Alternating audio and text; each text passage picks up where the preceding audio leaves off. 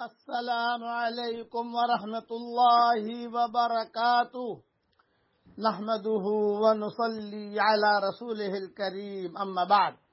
آج کا سبق سن لیجئے۔ آج کے سبق کی سرخی ہے نماز سے دوستی کیجئے، پارٹ نمبر 61۔ حدیث شریف میں آتا ہے، صحیح روایتوں میں آتا ہے، جو فجر کی نماز پڑھ لیتا ہے وہ اللہ کی حفاظت میں آ جاتا ہے۔ مسلم اور ترمذی میں یہ حدیث ہے۔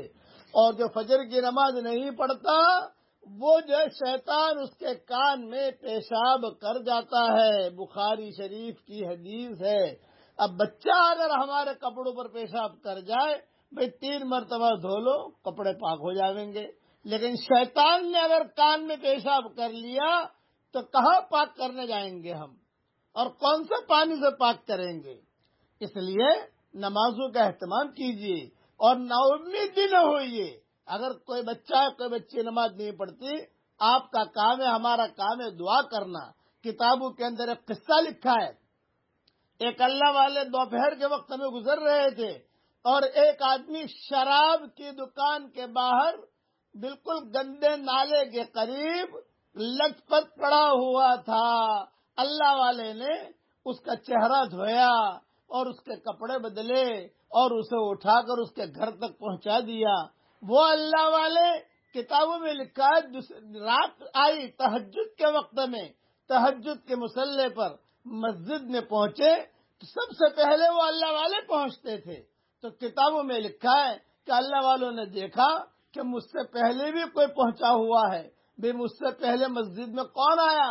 قریب جا کر دیکھا تو وہی شرابی تھا، جس کا چہرہ دھویا تھا، جس کے کپڑے بدلے تھے، اور وہ مسجد میں آ کر تہجد کی نماز ادا کر رہا تھا اور اللہ کے سامنے رو رہا تھا۔ تعجب ہوا، بھئی یہ کیسے ہو گیا ہے؟ غیب سے آواز آئی، اے میرے بندے، تو نے اس کا چہرہ دھویا تھا، میں نے اس کا دل دھو دیا، اب یہ میرا نیک بندہ بن گیا۔ اس لیے مایوس بھی نہ ہونا چاہیے۔ کتابوں میں لکھا ہے بعد میں چل کر یہی شرابی بہت بڑے اللہ والے بنے، جن کے ہاتھ پر کئی لوگوں نے توبہ کیے۔ اس لیے نمازوں کا اہتمام کیجیے، خاص طور سے فجر کی نماز کا اہتمام کیجیے۔ میرا ایک دوست تھا، وہ جب بھی فجر کی نماز چھوٹ جاتی تھی تو مجھے کہتا تھا، مولوی صاحب یہ حدیث مجھے یاد آتی ہے جو آپ بیانوں میں کہتے ہو کہ جس نے فجر کی نماز چھوڑ دی شیطان نے اس کے کان میں پیشاب کر دیا، پورا دن اس کے کان میں شیطان کا پیشاب رہے گا۔ اور جو زندگی بھر نہیں پڑتا فجر کی نماز، کتنا پیشاب جائے گا شیطان کا اس کے کان، شیطان کا پیشاب کتنا جائے گا یہ بتاؤ۔ اور بخاری شریف کی حدیث ہے، اس قسم کے بہت حدیث ہیں۔ اس لیے نمازوں کا اہتمام کیجیے اور نا امید بھی نہ بنے، کوشش بھی کیجیے۔